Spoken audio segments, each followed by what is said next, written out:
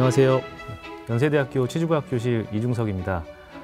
저희 치주과학 교실이 50주년을 맞아서 저희 지난 50년간의 역사를 좀 정리하다 보니까 지난 치주학의 역사, 임플란트학의 역사와 함께 저희 연세대학교 치주과학 교실이 많은 발전을 해오고 우리 한국의 또 임플란트학, 치주학이 많이 발전을 해왔더라고요. 그래서 오늘은 정말 특별한 자리를 마련해 보았습니다. 저희 명예 교수님이신 조규성 교수님을 모시고 그리고 저희 과에 재직 중이신 백정원 교수님 모시고 임플란트학의 역사에 대한 얘기를 조금 같이 나누고요. 그러면서 저희의 치주과에 대한 얘기도 함께 나누도록 하겠습니다. 가장 큰 기둥으로서 활약을 하셨던 저희 조규성 교수님은 제가 가장 존경하는 교수님 중에 한 분입니다. 그리고 제가 대학교 1학년 때부터 항상 먼 발치에서건 가까운 발치에서건 항상 모시던 교수님인데요. 큰 박수로 교수님 모시도록 하겠습니다. 반갑습니다. 예, 교수님 소개 부탁드리겠습니다. 이중석 교수가 사실은 아까 대학교 1학년 때 그때 제 담임반 학생이었습니다. 그러니까 벌써 그게 몇 년이죠? 98년입니다. 꽤 오랜 기간 동안 인연이 있었는데 이제 주임 교수가 돼가지고 오늘 이런 자리를 만든 것 같습니다.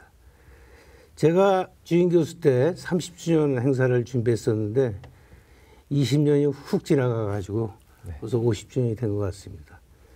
옆에서 보니까 우리 이중석 교수 또 백종원 교수 준비하느라고 굉장히 애를 많이 쓰는 것 같은데 약간 감사드리고 이번 50주년 행사를 계기로 치주과가 더욱 발전하기를 기대하고 향후 100주년 네. 저는 이 세상에 없겠지만 다 없지 않을까. 그래서 좋은 계기가 됐으면 좋겠습니다. 네. 예, 그리고 저희 백정원 교수님 모셨습니다. 제가 말만 계속 소개를 드리기 전에 계속 언급을 드렸었는데 백정원 교수님 짧게 소개 부탁드리겠습니다. 네. 안녕하세요. 연세대학교 치주과 임상 교수로 있는 백정원입니다. 교수님, 저 수련 받을 때 과장님이셨던 저희 존경하는 조규성 교수님 모시고 옛날 얘기 들어보도록 하겠습니다. 예. 예, 저희 74년에 혹시 어떤 일이 있으셨는지 혹시 기억하시나요? 74년요? 네, 74년에 많은 일이 있었겠지만 우리나라 수출 시장에서 아주 큰 역할을 하는 오스템만큼 큰 역할을 한다고 하죠. 초코파이가 74년에 처음 나왔다고 합니다. 그래서 이제 올해가 50주년이 돼서 50년 행사를 하더라고요. 74년에 사실 치과계에도 어마어마한 일이 있었습니다. 저희 연세대학교 치과대학 그리고 많은 교실들이 이제 교육부 인가를 받게 됐는데 저희 치주과학 교실도 그때부터 인가를 받게 돼서 정말 많은 일이 있었고 하나의 짧은 시간에 저도 몸담아 있었는데요. 사실 그 어마어마한 시간 중에 아주 많은 시간을 함께 하셨던 우리 조규성 교수님 그 50주년을 맞으면서 혹시 어떤 감회가 어떠신지 여쭙고 싶은데요. 지금 우리 후배 교수들이 굉장히 열심히 해주셔가지고 이 글로벌한 치주과학 교실이 된 것 같습니다. 더욱더 또 발전시켜갖고 세계적인 치주과학 교실이 이번 50주년 계기로 됐으면 좋겠습니다. 저희가 그 조규성 교수님 말씀 주신 대로 이제 거의 전 세계에서 같이 리딩하는 여러 대학과 함께 리딩하는 그 반열에 올라서 많은 역할을 하고 있다고 생각합니다. 그래서 이번 저희 50주년 학술대회에서 세계적인 연자분들과 함께 8월 18일 행사를 할 예정이고요. 여기에 참여하시면 저희 연세대학교 치주과학 교실 출신 전국에 계신 교수님들이 많습니다. 그래서 총 14분께서 또 그 온라인 강의까지 준비해 주셨기 때문에 등록을 하시면 많은 분들의 강의를 이렇게 보실 수가 있습니다. QR코드에서 많이 한번 참고를 해주시면 좋겠습니다. 네. 한 학회에서 한 번에 보기 어려운 맞습니다. 연자들을 한 번에 모신 겁니다. 네. 많은 분들이 EAO급이라고 많이 말씀하시는데 네, 저희가 컴팩트하게 또 많이 프로그램을 만들어놨습니다. 네, 이런 분들이 활동하시는 게 뭐 골 재생 이런 것도 있지만 사실 임플란트학이 발전하면서 정말 학회도 커지고 다 커졌던 것 같거든요. 정말 이제 치과계가 격변을 했던 게 중심이 임플란트였다고 생각하는데 임플란트가 옛날부터 이렇게 다 똑같은 폼은 아니었다고 들었습니다. 그래서 교수님께서 옛날 임플란트에 대한 얘기를 좀 먼저 좀 해주시면 좋을 것 같아요.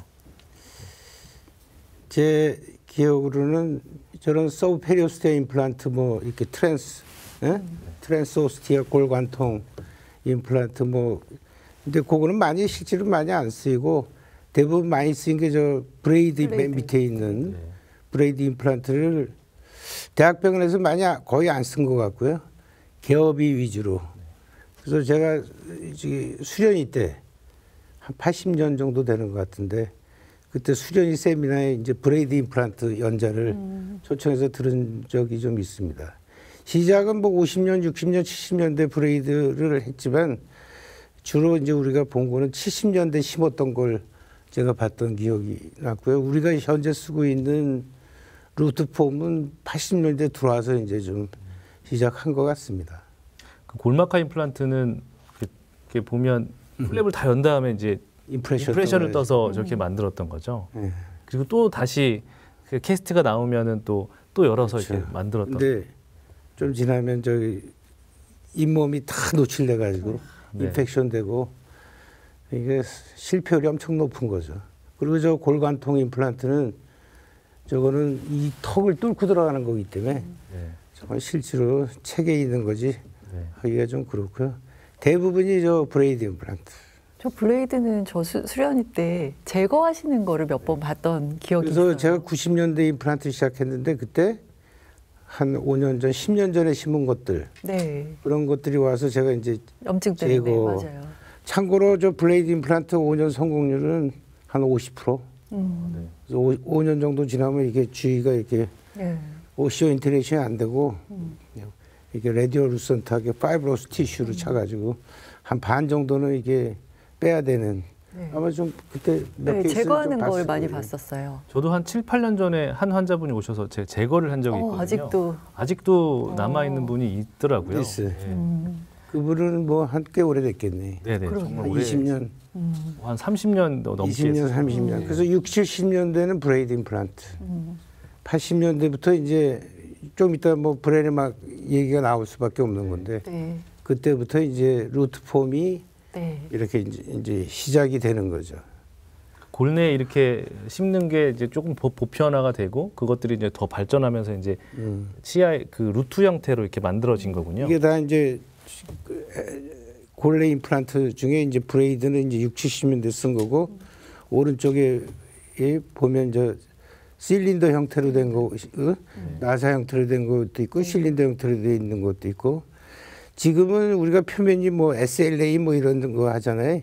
저 때는 표면이 처리된 게 뭘 갖다 붙이는 거예요. 이렇게. 뭐 예를 들어서 뭐 TPS, 네네. 맞아요. 타이타늄 이게 지금은 이렇게 애시드 애칭해갖고 뭐 샌드 블라스팅해갖고 네. 애시드 애칭해서 뭐 이런 식의 표면을 만들지만 저 때는 이게 갖다 붙이는 거. 치는 방식. 네. 근데 뭐 나중에 기회가 될 수 있지만 저렇게 갖다 붙인 임플란트는 최종에는 페리 임플란트 있어요. 취약한 표면이 돼서 절대 쓰면 안 되는. 그 대표적인 게 이제 IMG 같은 거, 뭐 예를 들어서. 뒤에 또 IMG 임플란트 얘기가 나오는데요. 아까 막 브레네막 박사님을 얘기해 주셨는데 사실 이제 임플란트가 이렇게 활성화가 됐을 때 브레네막 박사님을 빼놓고 얘기를 못할 것 같은데요. 브레네막 박사님에 대한 얘기, 이 임플란트가 개발된 얘기를 조금 들려주시면 좋을 것 같습니다. 저 교수님이 우리 연대도 한 두세 번 정도 오셨었습니다. 근데 네. 여기서 연대 치과병원에서 라이브 서저리도 한 번 한 적이 있고 기억 여러분들은 잘 모르겠지만 네. 근데 저분이 정형외과 의사인데 1950년대부터 이제 연구를 우연히 하다가 뼈에 이제 타이타늄이 딱 잘 네. 붙는다는 걸 하고서 본인이 막 노력을 많이 해가지고 사실 꽃을 핀 건 치과에서 오히려 더 꽃을 핀 거예요. 네. 뭐 지금도 정형외과 다 쓰지만 대중화되고 많이 숫자적으로 쓴 거는 치과에서 되지 않았나. 그래서 저분이 치과계 큰 업적을 저분이 한국에 올 때는 막 대사급이 움직입니다. 저게 이렇게 오른쪽 그림이 그런 거라 그러더라고요. 저분이 이제 박사 시절에 뼈 안에 있는 거를 계속 그 카메라로 넣어서 보는 연구를 했는데 저게 이제 저런 관을 하나 이게 박아놓고 카메라를 작은 걸 집어넣는 연구를 했다고 합니다. 근데 대단하신 분이. 저거를 이제 비쌌기 때문에 재활용하려고 저걸 제거하려고 하는데 제거하다가 제거 안 너무 되고. 짜증나서 네. 오세인테그레이션을 네. 이렇게 자세하게 보게 되셨다. 저게 아마 50년 될 거예요. 50년대라고. 1950년 시대 막 리서치하고 막. 네. 그래서 이게 결국에는 이런 것들을 기반해서 이제 이렇게 전체적인 모식도를 이렇게 만들어서 디자인을 하셨더라고요. 그래서 저기 책에 보면 나오는데 그 당시에 무슨 공장이 크게 있는 것도 아니고 이게 간의 수공업처럼 그냥 선반을 기계 깎아갖고 저걸 하나하나 깎아서 이 장인들인가요? 장인들이 깎아서 이제 그걸 소독해가지고 아마 했던 것 같아요. 근데 사실 그냥 만든 게 아니라 그 임상으로 가기 전에 정말 예. 많은 연구를 하셨더라고요. 50년대, 60년대 이런 개에다 실험하고 저 오른쪽에 개를 임플란트 받고 이제 개를 거꾸로 매달아 네. 그 정도의 강력한 오시오인테그레이션이 있다는 걸 보여주려고 네. 눈에 확뜨게 저런 사진도 찍고 근데 좀 잔인하네요. 그래서 좀 마취가 됐어.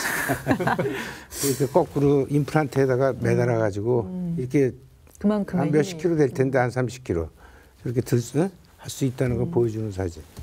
저 당시에 그 책을 찾아보니까 또 브레넨박 박사님이 이제 내놓기 전에 임플란트도 저렇게 심어보고 또 여러 가지 연구를 했는데 사실 지금 하는 연구랑 다 해놓으셨네라는 생각이 들더라고요. 그리고 디펙트가 있을 때 임플란트 심고 또 보시고 굉장히 많은 연구를 하셨더라고요.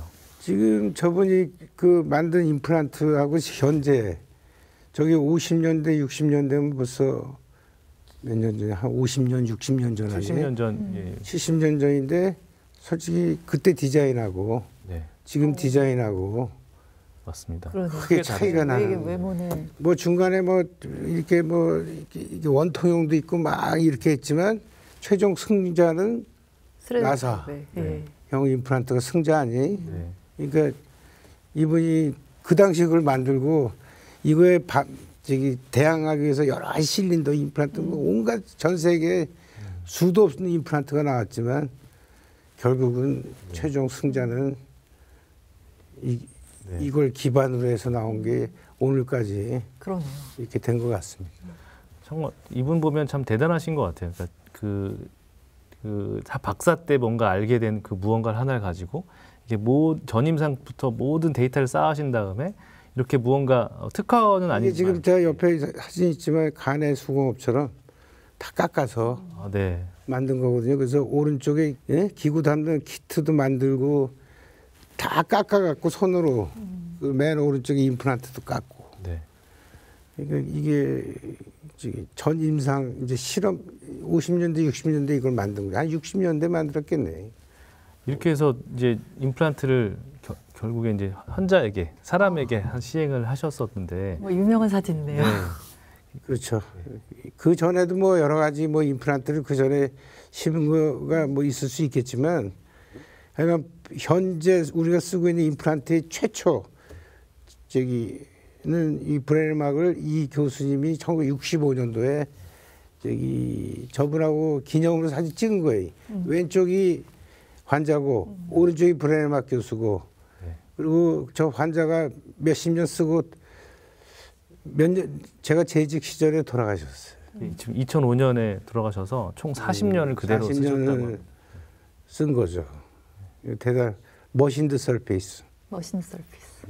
저는 참 신기한 게 저분이 정형외과 의사고 그런데 그 요떼보리 치과대학에 소속되어서 그 해부 조직학 교실 기초학 교실에 계셨던 분인데 또 환자를 어떻게 브레넨박 박사 어떻게 환자를 이렇게 볼 수 있었을까? 지금 우리나라 환경에서는 참 그게 쉽지 않은데 그런 생각이 사실 들더라고요.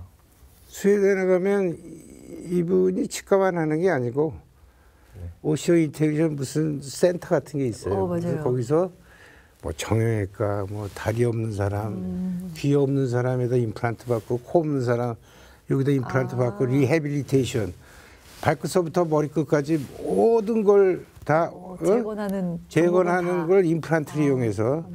그래서 거기 동영상도 보면 다리가 없는 사람들에다가 큰 임플란트를 다리에다 박아서 뜀박질하는 거, 자전거 타는 거.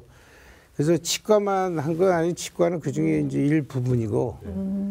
그래서 자기 따로 이렇게 큰 그런 걸 연구하는 그런 게 또 있고 스웨덴 가면 또 요테보리 대학 내 치과 네. 환자 보는 그 브레넨마크 클리닉 따로 있고 또 칠드런 그 무슨 알브렉슨이라는 연구소가 있어요. 조인호 교수님이 갔다 오신. 예?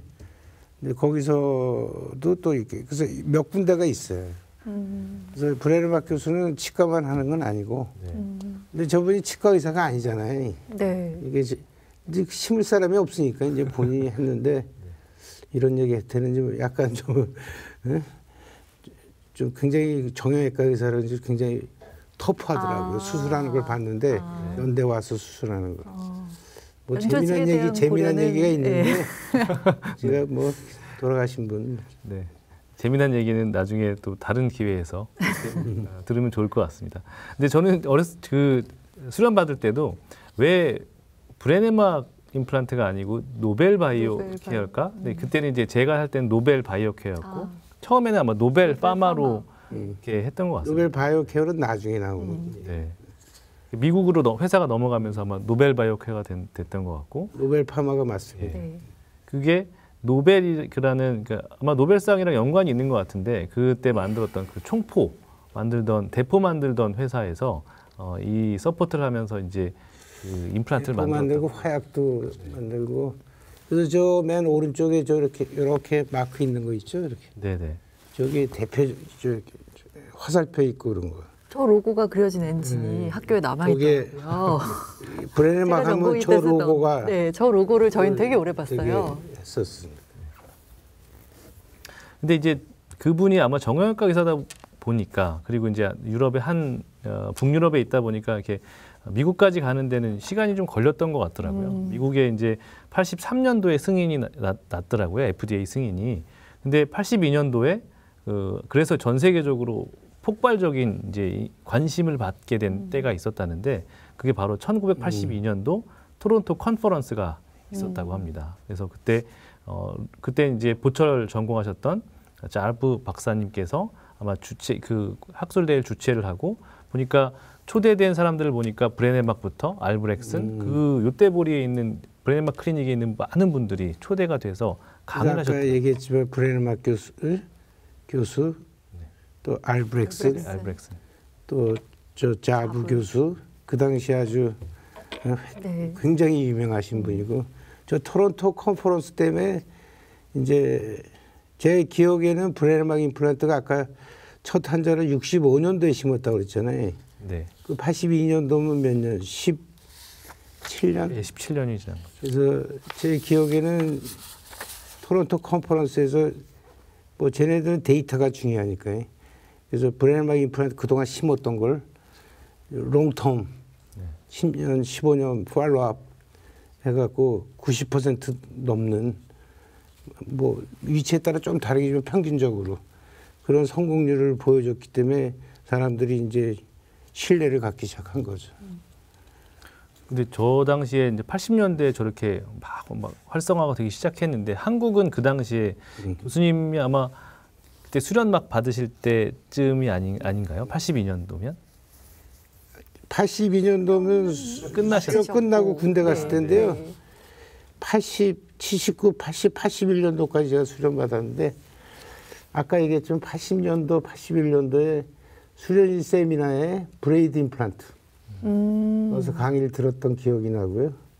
로컬에서 임플란트를 브레넨마크 수입되기 전에 브레넨마크는 벌써 65년도 첫 환자 심었잖아요. 네. 지금 우리나라에는 들어오지 않았었어요 그 당시. 근데 뭐 코어벤트니 뭐 여러 가지 임플란트 루트 형태 임플란트들을 이제 개인 병원도 일부 아주 초창기 멤버들이 심고 많은 숫자는 아니고요. 또 일부 대학 부속병원, 의과대학 대학 부속병원에 있는 일부 교수들이 좀 그런 임플란트를 심었는데 데이터가 썩 높지가 않았어요.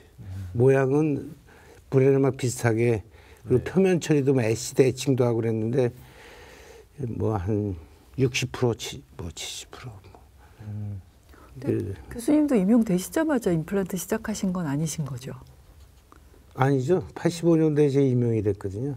그럼 그때는 주로 주된 관심사가 뭐 있으셨나요? 그때는 뭐 수련 받을 때도 그렇고 주로 플랩 서저리, 뭐 진지벡터미하고 뭐 포켓이 몇 밀리일 때 어떤 뭐 위드만스 플랩, 뭐 진지벡 이런 걸 위주로 저기 하고 주로 치주적인 롱텀 뭐 이런 데이터 있죠.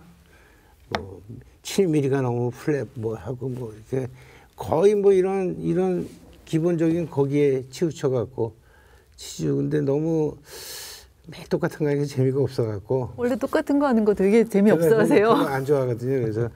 그래서 혼자서 치주 보철 이렇게 뭐 이렇게 크로스 아치 브릿지 같은 거 그런 공부도 좀 해보고, 뮤코디지발 서저리도 책에는 있는데 별로 그 당시에 실질은 하지 못하고 있었고, 그래서 책 보고 이렇게도 한두 케이스 해보고. 근데 뭐 지금 그렇지만 뮤코디지발 루트, 예를 들어서 뭐 루트 커버리지나 프리진지발 그래프트 이런 것들이 이게 케이스가 사실은 이렇게 다양한 게 많은 게 아니잖아요. 맞아요. 그래서 뭔가 이렇게 좀 특히 복합 치료에 좀 관심이 있었어요. 네. 페리오 엔도, 페리오 보철, 그런데 관심을 갖고 있다가 임플란트 책을 우연히 번역판을 하나, 해적판을 일본의 그 호보하고 세 사람이 지은 책이 있어요. 오크절 리해빌리테이션이라는 하얀색 책 말씀하시는 하얀색 거죠? 책 딱 근데 그걸 보고 이걸 한번 이거다. 흥미를 느껴갖고 혼자서 이제 치주는 이제 매일 하던 거니까 야 이것만 갖고 평생을 내가 대학 교수로 있기에는 좀 그래갖고 그 책을 한번 정독을 하고 흥미를 좀 많이 느꼈죠. 그러시다가 아마 뭐 지금 많은 교수님들이 그러지만 연수 갈 때 또 큰 계기가 되시는데 또 가셨던 대학이 또 계기가 되셨다고. 그래가지고 그 당시에 UCLA 그 박노희 학장님이 계시는데 지금도 뭐 교류를 하고 있지만, 박노희 학장님이 소개해줘가지고 운드 힐링 리서치 랩이 있어요. 굉장히 큰 찰스 버털람이라고 그 구강외과 교수인데 환자를 안 보고 리서치만 해. 그분이 나중에 UCSF 학장하고 뭐 하버드 학장도 하시고, 그래서 박노희 선생은 절친이고, 나는 이제 어떤 힐링에 관한 리서치를 해보고 싶어갖고 가가지고 이제 그분 랩이 제일 큽니다. UCLA에서. 박노희 학장님하고 둘이 쌍두마차예요. 친한 친구고. 그래서 거기서 세포를 뭐 생전 키워반다에 가서 맨 땅에 가서 그냥 1년 내내 세포 키우고 오전에. 그리고 이제 목표가 또 임플란트를 좀 해야 되겠으니까 그런 것도 있어서 구강외과하고 이제 좀 저기 아까 뭐 FDA 뭐 미국이 몇 년도에? 83년도라 그러더라고요. 제가 기억에는 그 UCLA 그 뷰머 교수라고 있어요. 그분이 임플란트 센터 UCLA를 80년대 중반 한 85년 되는 것 같아요. 그러니까 FDA 승인이 되면서 이 사람이 재빠르게 임플란트 클리닉을 센터를 만든 거죠. UCLA. 그러니까 내가 90년도에 갔는데 5년 된 거예요. 그때 뭐 전부 다들 그냥 다 초창기예요. 근데 여기 사진에 나와 있는 이 피터 모이라고 벌써 얼굴이 인자하게 생겼죠. 구강외과 교수면서 임플란트 클리닉의 임플란트 담당 외래 교수. 그래서 그 UCLA 바로 앞에 웨스트우드에 개인 클리닉 갖고 있으면서 이제 중간중간에 학교 나와서 수술도 하고 강의도 하고, 아마 서치해보면 굉장히 그 당시에 굉장히 유명하신 분입니다. 그러면 아침에는 계속 오전에 이제 처음에는 몇 개월 동안 그냥 오전 오후 그냥 세포 키우고 셀 바이올로지를 했고, 한 3개월 지나고 나서 좀 적응이 돼서 임상도 보러 오전하고 이제 오후엔 나가야 되겠다 그래가지고 저기 전북대 학장하셨던 김호환 교수님하고 그분도 임플란트를 한 한국에서 한 20개인가 15개 신고 와갖고 임플란트 배우고 싶어. 박노희 학장님 친구분인데 나이 드신 분인데 그분하고 같이 이렇게 보따리 수술복 보따리 들고 일주일에 한 번 뭐 이런 식으로 가서 근데 저분이 굉장히 사람이 좋아갖고 언제든지 오케이. 그래서 저분 병원 가서 많이 배우고 제가 너무 신기해가지고 그 임플란트를 브레일 임플란트 딱 가면 유리병 같은 데 들어있거든요. 맞아요. 플라스틱. 네. 그걸 다 몰래 집어갖고 내 주머니에 생전 처음 푸는 거니까. 그래서 집에 가서 이렇게 보고 그랬던 기억이 나고 이제 치주과는 이제 토마스 한이 좀 도움을 줘서 토마스 한 저기 거기 가서도 좀 보고 지인의 지인분들을 통해서 피터 모이 선생님, 토마스 한 선생님 이렇게 알아서 또 계속 공부를 토마스 하셨나 한은 뭐 치주니까. 네. 하긴. 거기서 연수회도 또 들으셨다고 들었는데. 그 당시만 해도 브레인 임플란트 머신드 설페이스 아니에요.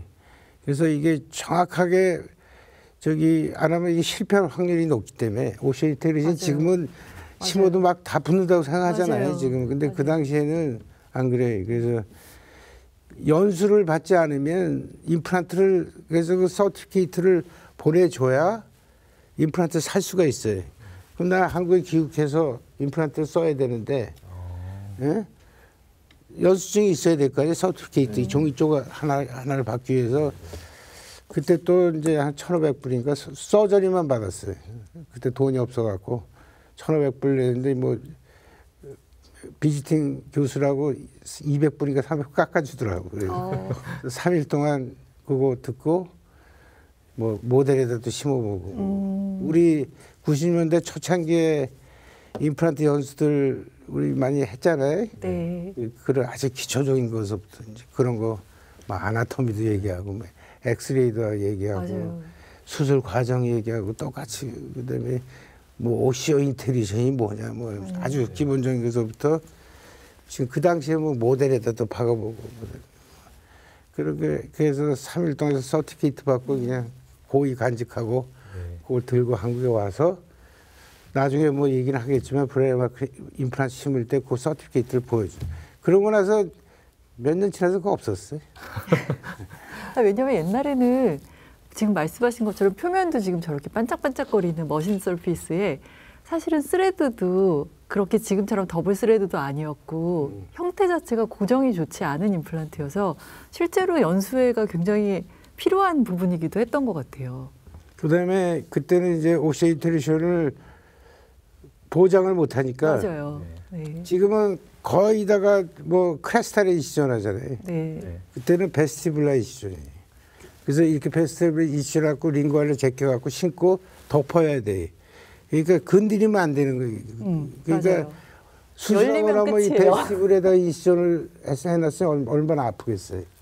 그러니까 스웰링되고 그게 이 위쪽에 그으면 영향을 줄까봐 그런 거죠. 오픈될까 봐. 열릴까 봐. 될까봐. 열릴까 아예 베스티블 그때 뭐 이렇게 원 스테이지로 힐링 연결하는 건 그 당시에는 정말 많지 않았었어요. 그 당시에는 네. 거의 없었고 네. 그냥 받고 카바스크를 끼고 네. 베스티블라이션에서 덮고 그다음에 한 몇 개월 기다렸다가 세컨드 스테이지는 크레스탈레이션이죠. 크레스탈레이션 제발 잘 붙어라. 어? 정말 두근두근만 하는 마음으로. 근데 그래도 우리 내가 기록한 노트에 보면 92% 3% 근데 체감적으로 100개 심었는데 네. 8개에서 7, 8개 뺐다 그러면 굉장히 스트레스 받았어요. 네. 그다음에 이제 이게 좀 숙련되지 않은 사람들이 하면 80%대 후반, 87%. 그때 내가 한번 퍼센테이지 좀 내봤어요. 네. 그러니까 항상 기분이 찝찝한 거죠. 잘 될까 안 될까. 지금은 거의 수술하면서 안 붙는다는 건 생각을 잘 안 생각 하잖아요. 안 하죠. 네, 맞아요. 생각을 없어요. 맞아요. 근데 그 당시에 93년도부터 내가 임플란트 심었는데 그러면 벌써 거의 30년 된 건데 지금 이제 그때 보던 환자들이 오는 거 와서 보니까 페리 임플란타이티스에 굉장히 강력한 맞아요. 잘 안 생겨 머신드가. 아, 네. 그렇지만 아까 했지만 수술할 때 이게 붙을까 말까 네. 걱정하잖아요. 네. 맞아요. 그러니까 지금 페리 임플란테이티스 강하다고 그거를 지금 권할 수는 없는 거지. 맞아요. 근데 그 요즘에 임플란트를 막 처음 시작하는 전공의 선생님들 보면 가끔 보면 저렇게까지 과감하게 이렇게 생각이 들 때가 맞아요. 있거든요. 맞아요. 사실 이렇게 조심했던 시기를 거쳐와서 발전했던 임플란트라 네. 사실 이런 역사를 좀 많이 들어보고 하는 것도 전 굉장한 의미가 있다고 생각이 듭니다. 저는 그냥 그 당시에 매일 스트레스예요. 붙냐 안 붙냐. 정말 그럴 것 같아요. 네. 근데 그 돌아오신 다음에 복귀하신 다음에 브레네막 임플란트를 바로 심으신 게 아니었다고 들었거든요.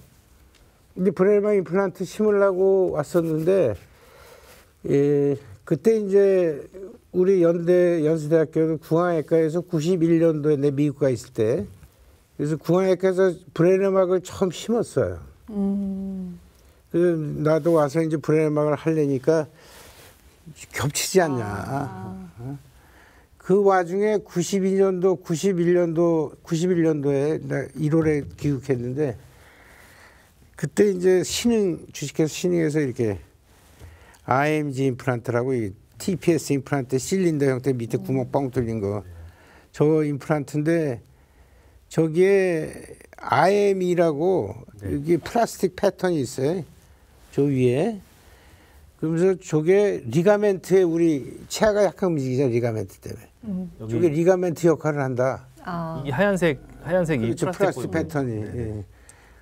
그리고선 자연치아하고 그냥 연결하면 된다. 그 구치부에 예를 들어서 두 개 심지 않아도 예를 들어서 뭐 2개 심어도 되지만 그래가지고 이제 뭐 브레네막을 하고 싶은데 뭐 여러 가지 사정 때문에 약간 뭐 복잡한 얘기는 그래서 이제 IMG 심게 됐어. 그리고 저게 이제 또 치주 영역에서 그때 독일 임플란트인데 저게 브레네막의 쌍두마차를 이루는 네. 유럽에서 아, 네. 굉장히 인기가 선풍적으로 아주 있었던 임플란트고 막 서로 그냥 학회 가면 두 개가 서로 싸우던. 네. 주로 IMG 임플란트에서 막 주로 많이 목소리 크게 그게 90년대 초반이네요. 우리가 수입한 거는 90년대 초반이고 어. 나오긴 그 전에 나와. 근데 제가 수련했던 99년부터는 저는 IMG를 본 적이 없고요. 그때는 다 브레네막. 그래서 저거를 제가 한 1년 정도 심었어요. 아, 딱 1년만 심으신 거예요. 그 정도 1년 조금. 정말 딱 초기에 조금. 근데 저 IME가 이제 한 6개월 1년 지나면 뭉개져요 이렇게. 그래서 6개월이나 1년마다 갈아줘야 돼. 네. 그 엄청나게 이게 아까 리가멘트 역할을 한다 그러고. 네. 그리고 6개월마다 저걸 갈아준다는 자체가 굉장히 귀찮은 작업이고 네. 환자도 컴플레인이 많고 그리고 뭔가 약간 저거는 표면이 TPS이기 때문에 저런 걱정은 없어요. 잘 붙어요. 잘 붙는데 디자인에 이제 문제가 있는. 표면은 그 당시에는 아주 잘 붙었어요. 네. 나중에 저것도 페리 임플란타이티스가 잘 생기는 표면이 됐지만 근데 저 IME를 자꾸 갈아 껴야 된다는 것 때문에 그리고 뭔가 이렇게 기분이 별로 안 좋아서 1년 딱 심고 100몇십 개 심고 끝내고 93년도부터 브레네막으로 바꿨고 네. 10년 팔로업 이제 논문을 우리 석사 논문을 우리 수련이한테 쓰라고 그랬더니 10년 성공률이 50%. 그러니까 이 찢어지고 뭐 페림플란테이스 어떻게 보면 굉장히 이 PDA를 치주인대를 재현하는 아이디어는, 혁신적인 거지만 아이디어는 좋았는데 어떻게 보면 플라스틱을 그 네. 몸 안에 계속 맞아요. 하고 있다는 게 조금 찝찝하긴 하네요, 진짜. 그래서 저 플라스틱을 나중에 저게 문제가 돼서 저걸 똑같이 생긴 모양을 메탈이 나와가지고 다 교환해 줬어. 아, 네. 그래서 할 수 없이 저 했던 환자들을 다 그걸로 교환해주고 근데 결국은 그래서 그 당시 진짜 세계적인 임플란트였는데 지금은 이제 찾아볼 수 사라지고. 없고. 네. 네. 그래서 임플란트가 자꾸 지금 수백 가지가 나왔는데 다 사라지고 현재 모양이 지금 보시면 임플란트 모양이 다 비슷하지 않아요? 네, 비슷합니다. 비슷합니다. 표면도 그렇고요. 딱 보니까 이렇게 네. 근데 임플란트라는 게 사실 한번 세팅하고 나면 바꾸기가 사실 쉽지 않은 건데 1년 만에 딱 이렇게 바꾸시기 결정하시기 쉽지 어려워요. 않을 것 같아요. 임플란트 선정을 처음에 잘못하면 그 스트레스는 10년, 20년, 30년 가요. 그래서 그때 그나마 그때 빨리 바꿔서 빨리 다행이지. 결정하셔서. 네. 그 100몇십 개가 계속 예? 환자는 오니까 속쓰리고 네, 왔던 기억 납니다. 그 92, 3년에 끝내신 건데 사실 저희가 수련받았던 2000년대 초반에도 오셨었어요. 왔었거든요. 맞아요. 네. 그때도 빼시면서 이거 봐라 하면서 네, 항상 보여주셨던. 저도요. 그래서 그렇게 짧게 식립하신 줄 몰랐었어요. 꽤 오래 쓰신 줄 알았는데. 계속 팔로업해서 이제 논문 아까 그래서 10년 팔로업이 50% 사라져야 될 임플란트. 네. 그래서 결국은 회사는 없어졌죠. 네. 임플란트를 씹다가도 빨리 결정해서 시스템이 뭔가 아니다 싶으면 기분이 안 좋다고 하셨는데 빨리 뭔가 그래서 판단하는 게 좋을 것 같아요. 전문 용어로 쎄한 거죠. 앞으로도 뭐 임플란트가 뭐 계속 나오겠지만 네. 데이터를 다 보고 네. 남들이 너무 잘 선택을 해야지. 근데 지금은 뭐 모양들이 다 비슷해져 가지고. 지금은 사실 대부분의 임플란트, 특히 이제 우리나라에서 취급되는 뭐 오스템 임플란트도 그렇지만 어느 정도 퀄리티는 다 올라와 있어서 사실. 전 세계 임플란트가 다 모양도 비슷해지고 네. 표면도 비슷해지고 지금은 이제 뭐 디지털 뭐 이런 걸 가니까요. 그래서 결국에는 저 브레네막 임플란트로 1년 만에 그럼 돌아오신 거게 된 거죠. 네. 그래서 이제 뭐 반짝반짝한 그냥 표면. 신경 안 쓰고 그냥 그냥 서로 각자 도생. 정말 아까도 뭐 백정 교수님도 말씀하셨고 교수님도 말씀하셨지만 저렇게 반짝거리는 거 보면 네. 되게 불안할 것 같아요. 정말 기도하는 마음으로 세컨을 했었어요. 근데 저게 스무스 서페이스가 아니고 표현을 저게 머신드 서페이스. 머신드 서피스죠. 서피스. 예. 그래서 절대 맞아요. 임플란트는 스무스 서페이스라고 어바트먼트는 스무스 네. 서페이스. 저 표면이 실제로 이제 쌤으로 보면 이제 거치는 거죠. 네, 약간 거침이. 그렇지만 이제 지금처럼 그런 건 아니니까. 그리고 초창기에 참 포장도 잘 했더라고 이렇게 그래서 믿음이 가게. 예? 제가 봤을 땐 다 플라스틱이었는데. 안에 투명한 그 투명한. 플라스틱 안에 투명 아크릴 같은 딱 거. 끊어가지고 네. 딱 네. 끊어가지고 하니까 탁 하고 절대 저거 손으로 만지면 안 된다. 아, 정말 옛날 얘기인데 저거 마운트를 저희가 했었거든요. 1차 마운팅, 2차 마운팅에서 지금은 드려야 마운트가 되는데 껴 있지만 네. 아니면 요새 뭐 프리 마운트 바로 연결되는 예. 마운트 휘처 값 따로 네. 마운트 값 따로 카바스크루 값 따로 그래서 우리가 그 IMF 98년도에는 저 브레네막 임플란트가 50만 원이었어요. 재료 자체가. 한 대 하나 사는 픽처만 사는데. 그때는 그래서, 드릴도 다 일회용 아니었나요? 제가 그래서 드릴을 다 일회용으로 썼던. 그런데 일회용으로 쓰지는 못했지만 네네. 사실은 그렇게 돈이 얘기를 어디서 그냥 꽤 오래 썼어요. 네. 네. 그 마운트 연결하는 거를 전공의가 조금만 나사가 잘못 들어가면 교수님이 잡으셨을 때 이게 톡 하고 떨어지는 거예요. 그러면 이제 그냥 50만 원이 날아가는 거잖아요. 정말 수술 내내 벽에 붙어서 눈치만 봤다. 지금은 특히 국산 같은 거, 뭐 외산도 마찬가지지만 뭐 실패하거나 뭐 하면 다 바꿔주잖아요. 네. 그 당시에는 잘 안 바꿔. 네. 까다로워요. 뭐 소리 내고 뭐 내고 뭐 하나 잘못하면 그냥 몇십만 원이. 근데 그런 것도 있었지만 또 익스터널 타입이다 보니까 지금은 이제 정말 오히려 뭐 플랫폼 스위칭이다 뭐 이러면서 뭐 네. 본이 그로스된다 이렇게 얘기하지만 사실은 약간의 스트레스 혹은 어려웠어요, 약간 피해갈 수 세컨도. 있는 부분 네. 이런 소셜라이제이션도 네. 항상 큰 이슈였던 것 같거든요. 네. 항상 그 주변 부위가 좀 이렇게 흡수가 되는 그런 패턴이 있었던 것 같습니다. 그렇죠. 네. 저거는 뭐 모든 임플란트가 사실은 다 생기거든요. 저거는. 그래서 임플란트하고 임플란트 간격. 네. 네. 그래서 우리가 임플란트하고 임플란트 3mm 띄우라는 게 저 소셜라이제이션 때문에 네. 그걸 안 띄우면 확 내려가 버린다. 저 왼쪽 사진처럼. 네. 네. 너무 가깝게 심은 거래 이러면. 그래서 우리가 뭐 치료 다 아시는 얘기지만 임플란트하고 치아의 간격, 임플란트와 임플란트의 간격 이런 게 다 저런 과학적인 근거에 의해서 맞아요. 그 정도 띄라는 게 다 소셜라이제이션 때문에. 근데 이게 이런 타입을 쓰시다가 이제 아까 말씀하셨던 러프 서피스의 브레네막 임플란트 이제 그때는 타이 유나이시라고 했는데 요 이제 머신드 서페이스 나올 때도 저기 러프 서페이스가 일부 있었어요. 미국에서 나온 3i 임플란트라든가 네. 스트로만도 뭐 그때 네. 스트라만 TPS 아이테는 네. TPS 임플란트. 근데 요게 지금 아노다이징 네네. 이게 언제 나온 거냐면 90년대 후반, 2000년대 초반. 네네.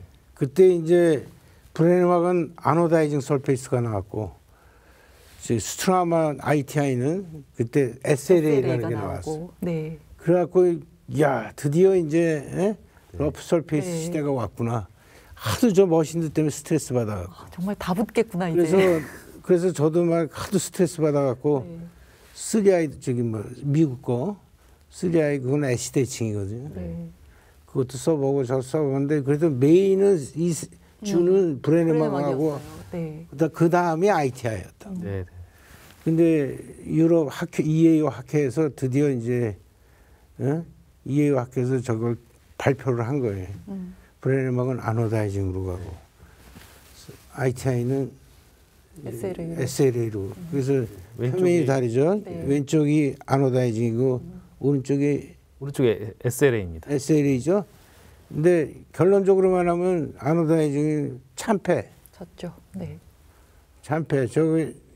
저게 페리임플란타이티스에 네. 확언할 건데 저게 페리임플란타이티스에 취약합니다. 그래서 우리나라에서도 국내 회사들이 아노다이징 많이 했다가 다 손들고 포기해. 지금도 사실 국내에서 나오는 임플란트들의 대부분은 SLA 서비스를 이제 현재까지는 SLA가 우승자입니다. 네. 지금은 사실 SLA 임플란트 쓰지만 사실 제가 수련받을 때만 해도 국산 임플란트들이 SLA가 많이 없었던 때였던 것 같은데요. 그 한국의 임플란트들도 그렇게 역사가 지금 전 세계에서 사실은 리딩하는 그룹들이 많지만 그 태동을 아마 직접 목격하셨을 것 같은데 언제쯤에 어떤 회사들이 있었나요, 교수님? 그래서 90년대는 외산 임플란트가 거의 90%. 국산 임플란트라고 일부 회사에서 근데 전부 다 그거 못 믿으니까 픽스처는 처음에 사용 안 했던 것 같아요, 저희가. 안 쓰고 아마 2000년대 초반에 수민 치제라고 그 다 학금 회사 뭐 그런 것 같은데 거기서 아바나라는 임플란트 국산 임플란트가 처음 나왔는데 부산 쪽이 그런 것 같아요. 네. 부산 쪽에. 그 전에 90년대 중반에는 이건 뭐 여담에 제일 임플란트라고 어떤 사람이 다 기억도 안 나는데 이렇게 봉다리에다 임플란트 한 100개 이게 여기서 딱 보니까 브레나 모양을 카피한 거예요. 진짜 선반으로 깎아오신 거예요. 깎아갖고 이거를 저기 선생님이 소독해갖고 쓰라고. 근데 그 당시에 브레너방 쓰고 있을 때죠. 그때는 브레너 포장이 쫙 돼 있고 근데 비닐 봉다리에 이렇게 들고 가고 그걸 어떻게 써요? 놓고 가라고. 근데 뭐 자세한 내용은 난 저기 뭐 얘기 못하지만 그게 우리나라 최초의 카피. 근데 아마 쓴 사람은 없을 거예요. 그러고 나서 이제 나온 게 학금 회사들 같은 데서 아바나 수민 치제 같은데 그거를 수민 치제라고 합니다. 네. 수민 98년도에 수민 치제가 아바나 임플란트 출시했다 그러고서 기사가 있더라고요. 그걸 몇 년 지나서 오스템 임플란트가 그걸 인수하고 그다음에 이근우 교수하고 나하고 이제 네오플란트라는 게 있었어요. 그건 동명학금이라는데 그것도 학금회사예요. 네네. 거기서 임플란트를 개발해 갖고 100개를 심어서 데이터를 좀 내달라. 그래서 둘이서 이제 내가 심고 이근우 교수 보초하고 그래서 그게 나중에 인수한 게 누구냐면 지금 네오바이오텍 회원권장님이. 회원권장이. 그다음에 이제 그 중간에 뭐 저기 덴티움도 나오고 뭐. 그것도 같은 해더라고요. 2000년에 그러니까 최규옥 회장님이 네, 그 수민 치제 아바나에서 2000년부터 뉴스가 최규옥 회장님으로 나오시더라고요. 그리고 2000년에 네오플란트도 동명학군에서 만들었다고 하고 2000년에 또 덴티움도 시작했다고. 그래서 국산 임플란트를 2000년대 초반에 나갔고 시행착오도 많았고 사실은 모든 뭐 예를 들어서 드릴 하나 만들고 그걸 깎는 거 뭐 모양은 비슷하게 만들 수 있지만 그다음에 거기다 마킹을 해야 되잖아요. 뭐 몇 밀리미 레이저 마킹. 네. 이게 다 하나하나가 쉬운 게 하나도 없어요. 네. 맞아요. 그리고 막 뭐 녹도 쓸고 뭐 별일이 막 많아서 벌써 지금 20년이 지난 거죠. 그래서 이제 국내 임플란트가 세계적인 수준까지 계속 발전해 온 거지. 네.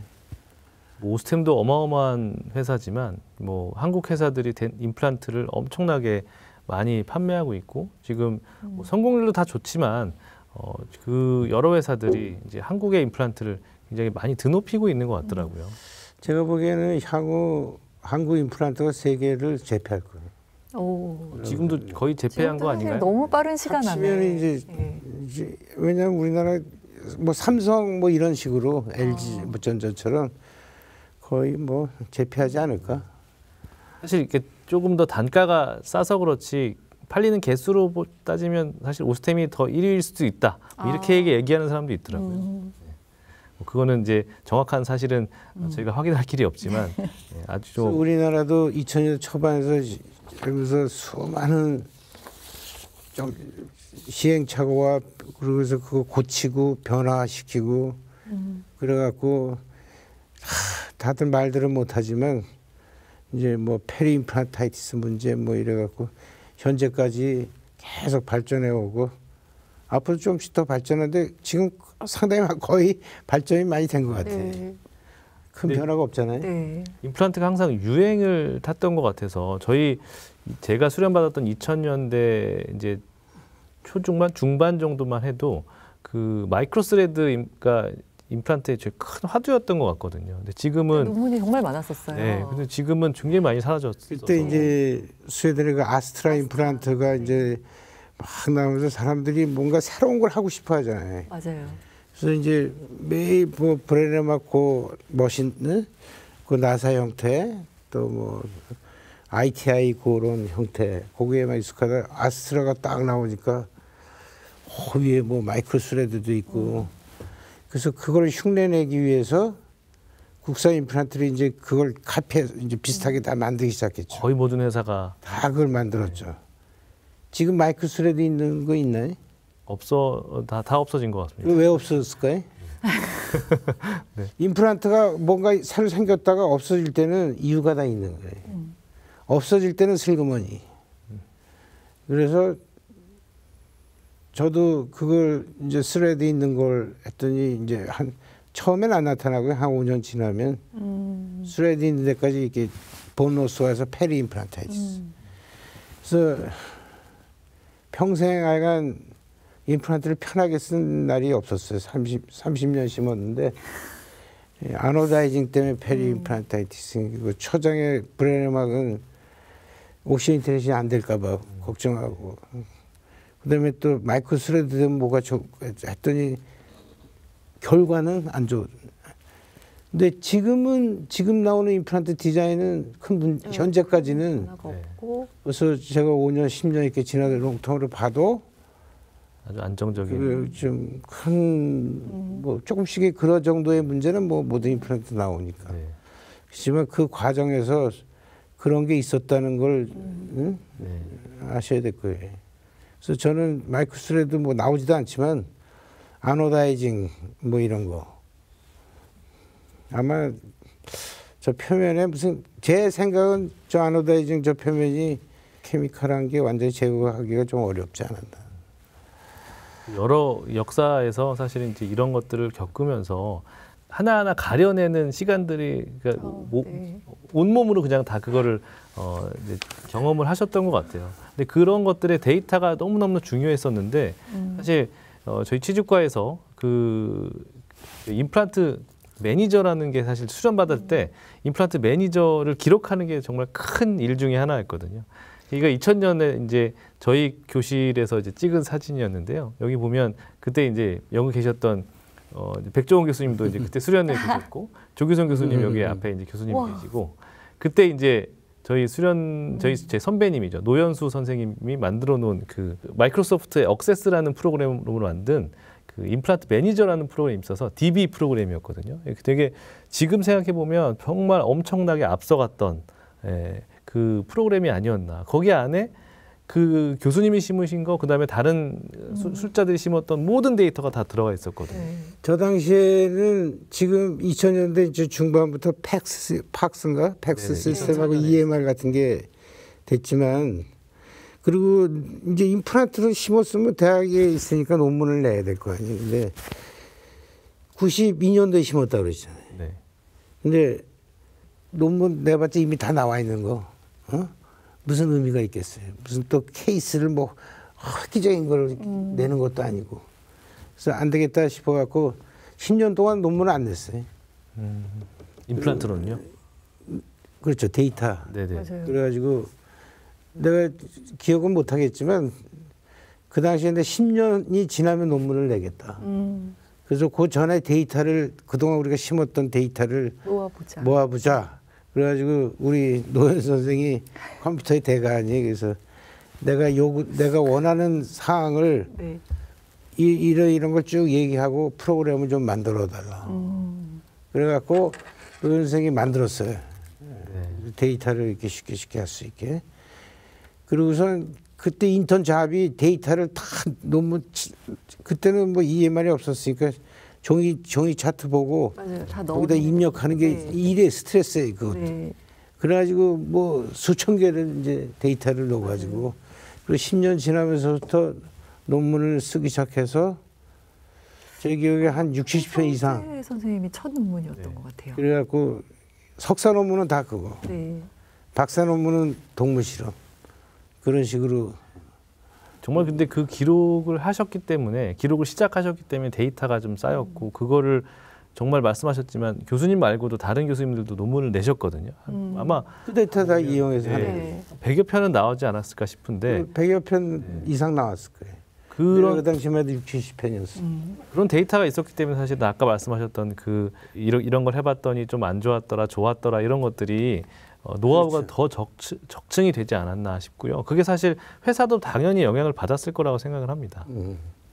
사실 굉장한 자신감도 있는 거예요. 사실 초창기에 치주과 임플란트는 거의 교수님만 하셨던 건데 나의 모든 결과를 데이터화하겠다라는 거는 굉장한 자신감도 있는 거예요. 지금 치과 의사분들은 편한 거예요. 이미 다 그런 과정이 네. 지나서 어느 정도 완성형의 네. 임플란트를 편하니 네. 우리 그 당시에는 뭐 모든 게 환경이 좋지 않았어요. 네. 거의 뭐 맨땅에 하는 거예요.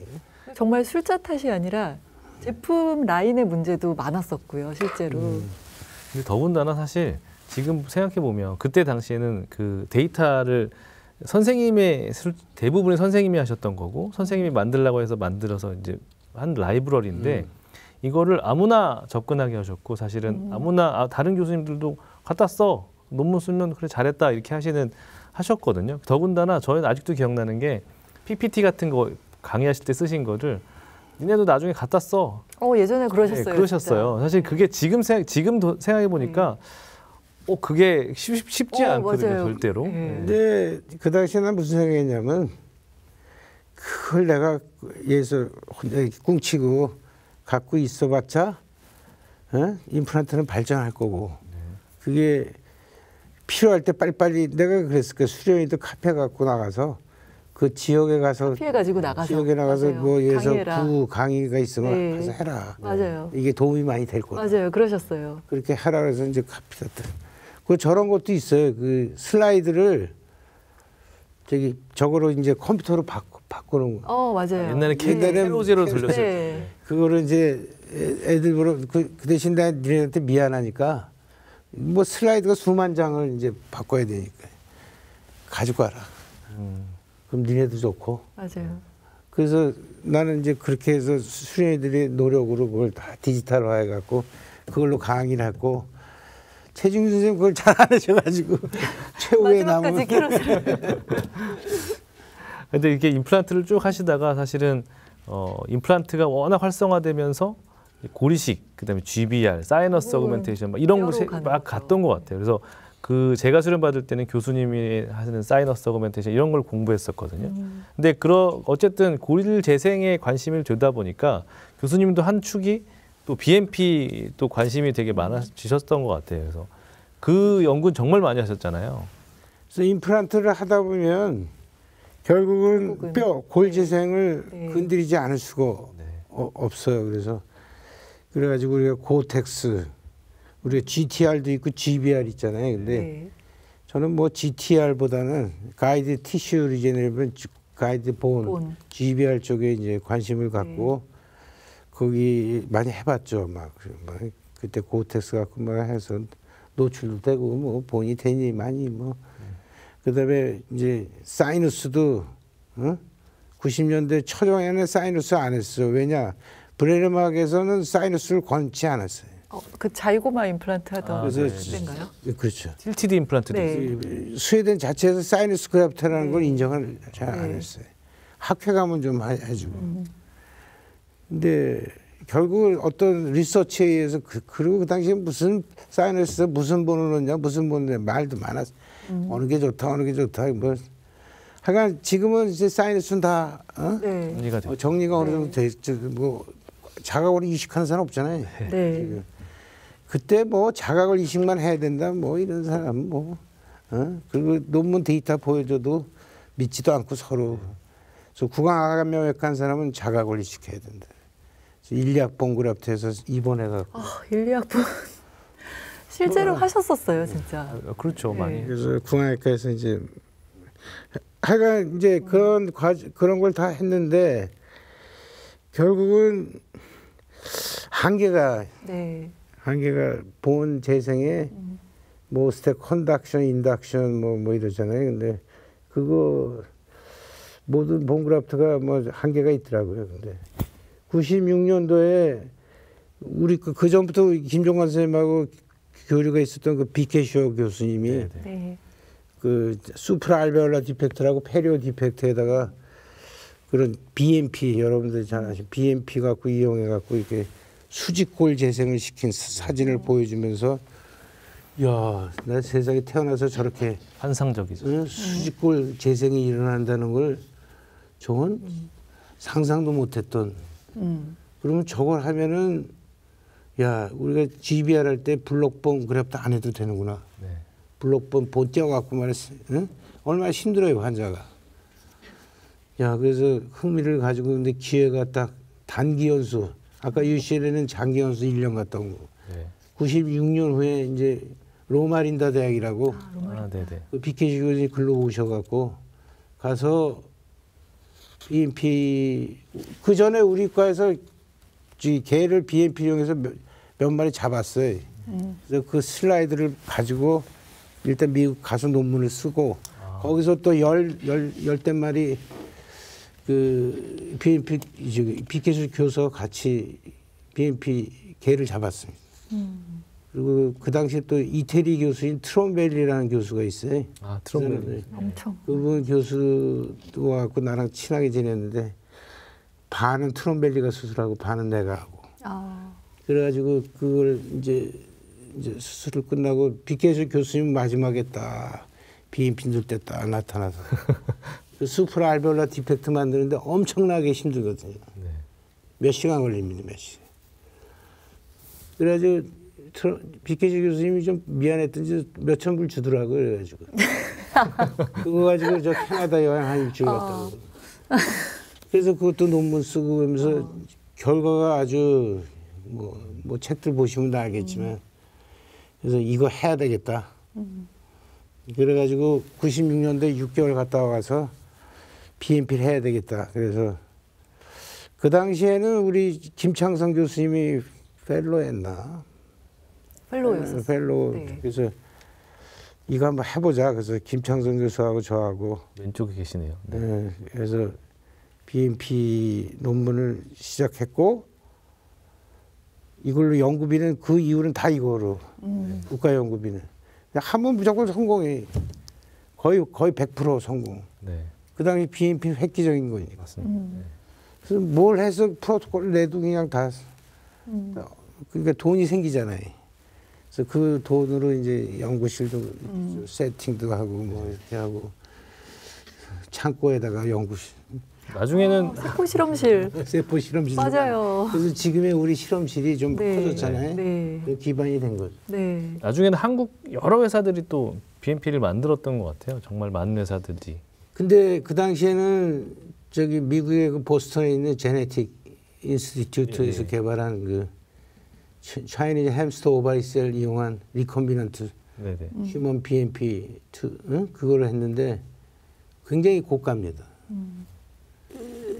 그냥 어떻게 구해갖고 또 비케스 교수님이 준 BMP 잘 얼려놨다가 그걸로 한 2, 3년 했는데 어느 날 저기 코엘메디라는 회사 부산에 있는 거 거기서 뭘 들고 와서 자기네가 BMP를 개발했다고. 근데 제가 의심이 많아갖고 믿지를 못하는 거죠.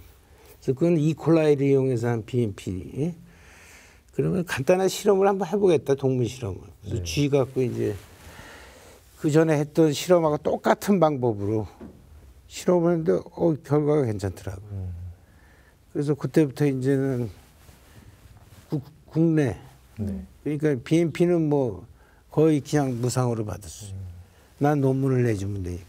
그래서 국산으로 계속 연구를 계속 했죠. 거의 15년 은퇴할 때까지. 은퇴하기 몇 년 전까지 거의 한 15년 한 것 같은데. 동물 실험 결과가 너무 좋은 거예요, 다. 다 너무 좋고 막 블록 형태에다가 BMP 해보기도 하고 파티클에도 해보고 콜라겐에도 해보고 뭐 여러 가지 캐리어를 이용하고 너무 좋은 거예요, 그래서.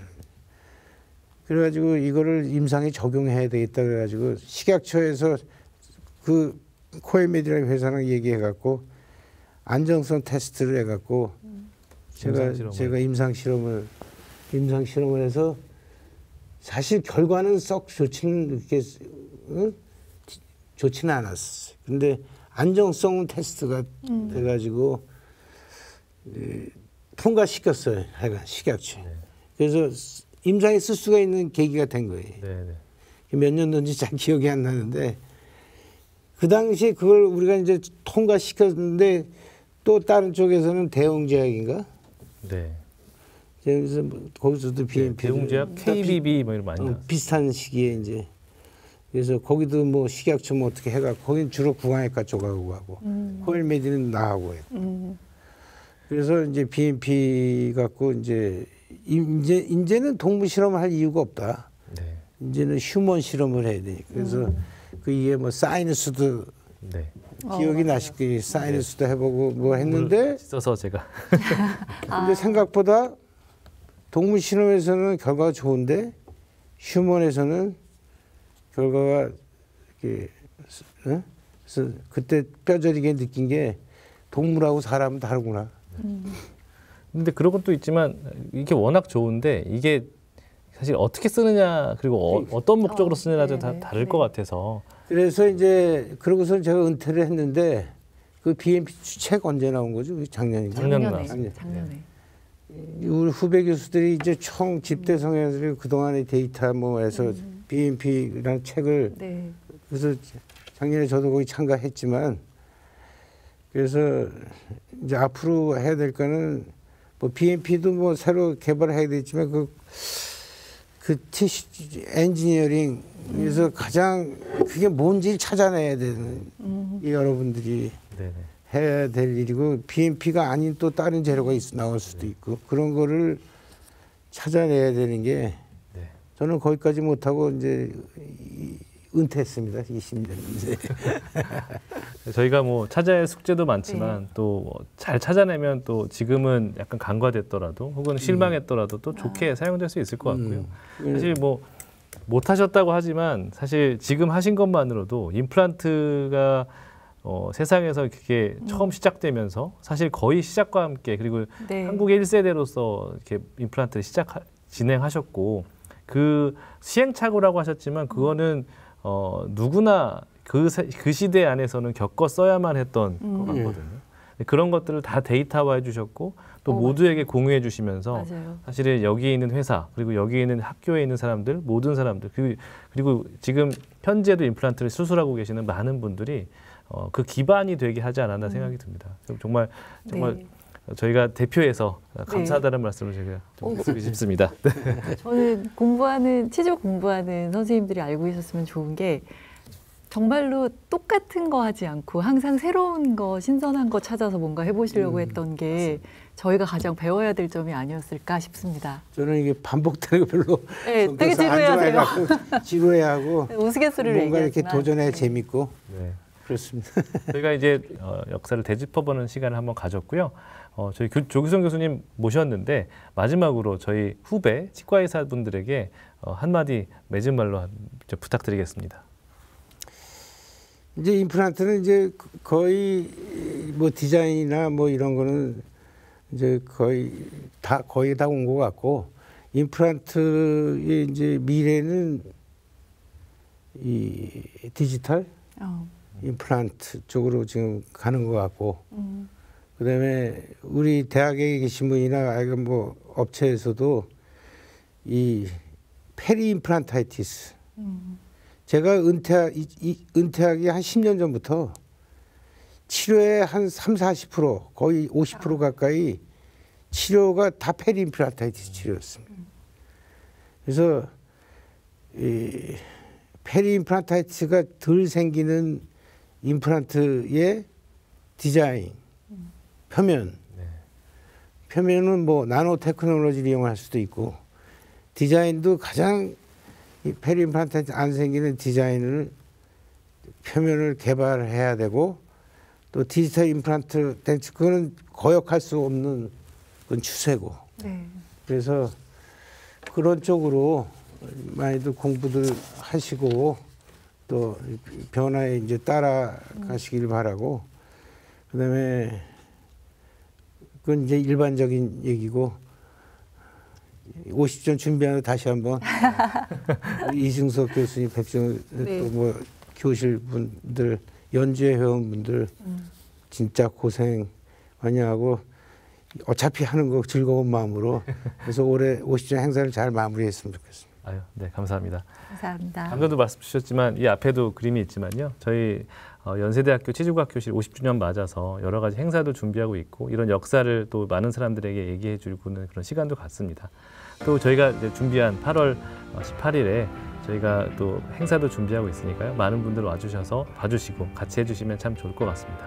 오늘 임플란트의 역사에 대한 짧은 얘기를 주셨고, 사실 어떻게 보면 임플란트가 아니라도 치과 의사들이 지금까지 해왔던 걸 어떻게 반성해보고 다시 한번 따져보고 이걸 쭉 갈 것인가 말 것인가, 이걸 바꾼다면 어떻게 바꿀 것인가, 이런 고민을 계속 해오셨던 것들을 들으면서 그거를 저희가 이제 잘 배워서 우리가 앞으로의 미래를 어떻게 만들어갈까를 고민하게 됐던 시간이었던 것 같습니다.